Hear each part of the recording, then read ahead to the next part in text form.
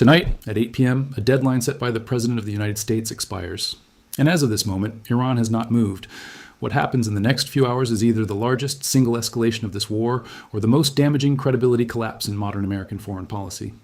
Sunday night at 9:47 p.m., Donald Trump posted a message on Truth Social. The demand was simple: reopen the Strait of Hormuz by Tuesday 8 p.m., or American forces destroy Iranian power plants and bridges. Not military targets, power plants. Bridges. The infrastructure 90 million Iranian civilians depend on for electricity, water, and basic survival. Iran's deputy foreign minister responded within hours. He cited the Rome Statute of the International Criminal Court and wrote that the American president has publicly threatened to commit war crimes. That accusation is now on the public record, and the clock is almost out of time. In the next 10 minutes, I am going to show you exactly what Trump threatened and why legal scholars say it crosses a line drawn after World War II. Why Iran cannot physically comply with this deadline even if it wanted to. The three options Trump faces tonight and why every single one damages American interests. What Iran's parliament speaker meant when he said the whole region is going to burn. And why this specific ultimatum produced something remarkable: bipartisan condemnation from Marjorie Taylor Greene, Bernie Sanders, and Chuck Schumer, all in the same 24 hours. Every fact in this video comes from Trump's own Truth Social posts, BBC, Reuters, The Guardian, AFP, and the Rome Statute itself. Hit subscribe to War Room Economics right now and drop a comment below telling me where you're watching from. Tonight is moving fast, and we are tracking every development. Now let me show you exactly what was posted and why it triggered a war crimes accusation within hours. Most coverage is focused on the deadline itself, but the most important detail in this story is not the timing. It is the specific targets Trump named. Because those two words, power plants, change the entire legal nature of this war. Let me explain why. Sunday night, Trump posted on Truth Social, according to widespread reporting from BBC, Reuters, and The Guardian. The message told Iran to open the Strait of Hormuz, or they would be living in hell. He specified the consequences directly. Tuesday would be power plant day and bridge day all wrapped up in one. Read that again. Not missile sites, not air defense systems, not military command centers, power plants and bridges. The infrastructure that keeps hospitals running, that keeps water pumping, that keeps 90 million civilians alive. Within hours, Iran's deputy foreign minister, Kazem Garibabadi, posted on X. He cited Article 8(2)(b) of the Rome Statute of the International Criminal Court. That article defines intentionally directing attacks against civilian objects as a war crime. His statement was direct. The American president, as the highest official of his country, has publicly threatened to commit war crimes. Iran's Central Military Command followed with its own statement. If attacks on civilian targets are repeated, our next retaliatory operations will be much more devastating and widespread. Iran's parliament speaker went further. Our whole region is going to burn, he warned, in response to what he called Trump's reckless moves. This is the situation as of tonight's deadline. Now, before we get to what happens tonight, I need to show you what the law actually says. Because this is not Iran's interpretation. This is 123 countries agreeing after World War II that certain targets are permanently off limits. And Trump just publicly named those exact targets. The Rome Statute was ratified by 123 countries in 1998. The United States never signed it. But legal scholars consistently note that its core provisions reflect customary international law, binding on all nations regardless of signature. Article 8(2)(b) prohibits intentionally directing attacks against civilian objects. Power plants serving civilian populations are civilian objects. Bridges used for civilian transportation are civilian objects. Under laws of armed conflict, these targets become lawful only if they provide definite military advantage, and civilian harm is proportionate. Threatening to destroy them wholesale as punishment for refusing an ultimatum does not meet that standard. Trump did not communicate this threat in classified planning sessions. He did not route it through diplomatic back channels. He posted it publicly in expletive-laden language on social media. Legal scholars, interviewed by multiple outlets, noted that even threatening such actions can constitute planning war crimes separate from execution. The threat itself is now in the public record. And Iran has what it needs to justify whatever comes next. But here's the part that makes tonight's deadline almost meaningless before it even expires. Even if Iranian leadership wanted to comply right now, the math of their own political situation makes it impossible. Let me show you exactly why. Iran has publicly stated the Strait of Hormuz stays closed until Tehran receives payment for war damages. That demand has been framed publicly as a matter of national sovereignty and justice. It has been repeated by senior officials for weeks. Backing down without receiving compensation would constitute domestic political humiliation for Iranian leadership on a scale they cannot survive internally. Trump's deadline is 48 hours from when it was issued. 48 hours for Iran to completely reverse a strategic position it has publicly defended for weeks. Even if leadership wanted to reverse course, they would need to explain to the Iranian population why they surrendered to American threats without achieving stated objectives.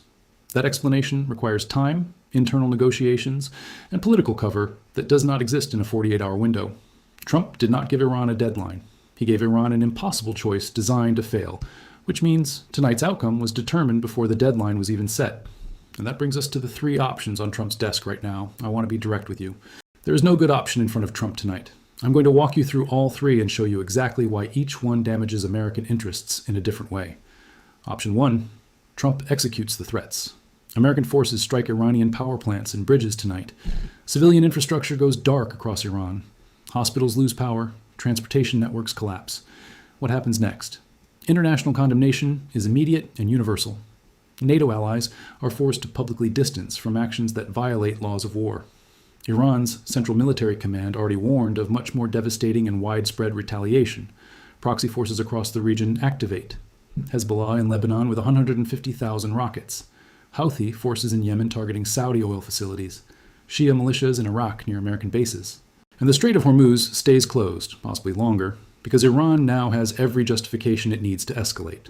Strategically, this option achieves nothing except alienating allies, energizing adversaries, and handing Iran the moral narrative it has been seeking since day one. Option 2, the deadline passes and Trump does not strike. He issues new threats or modifies the deadline as he has done multiple times before, according to BBC reporting. What happens next? Every adversary on Earth recalibrates. North Korea, Russia, China, they all watch an American president set a public deadline, let it expire, and do nothing. Red lines stop meaning consequences. Deterrence weakens globally. Future threats from Washington become negotiating tools instead of credible warnings. This option preserves some international goodwill, but the credibility damage is permanent and compounding.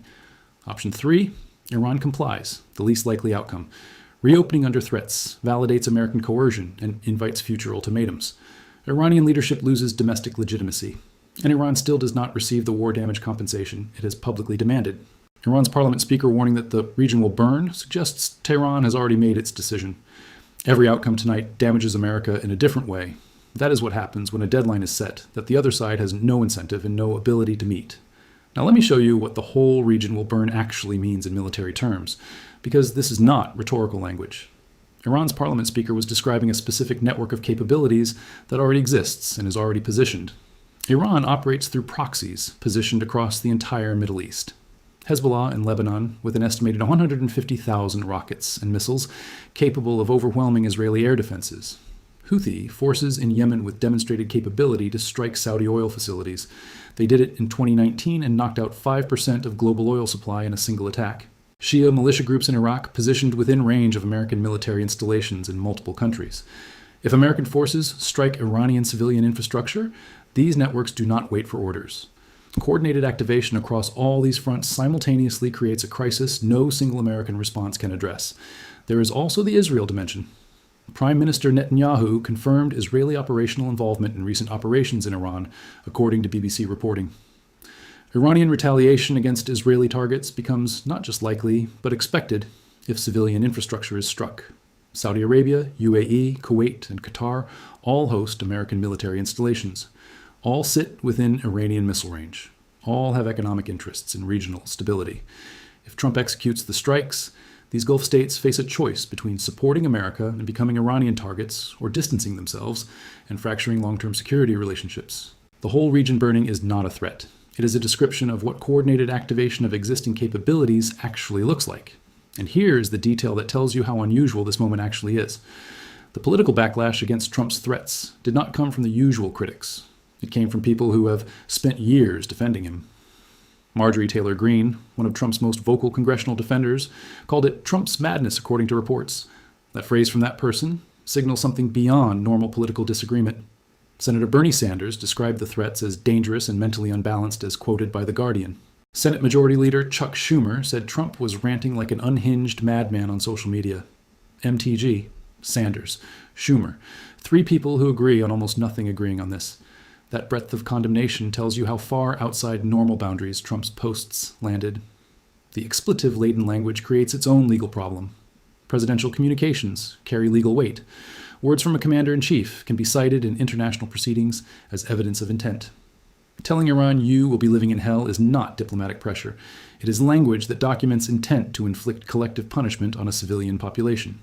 And it is now permanently in the record. Let me bring this together.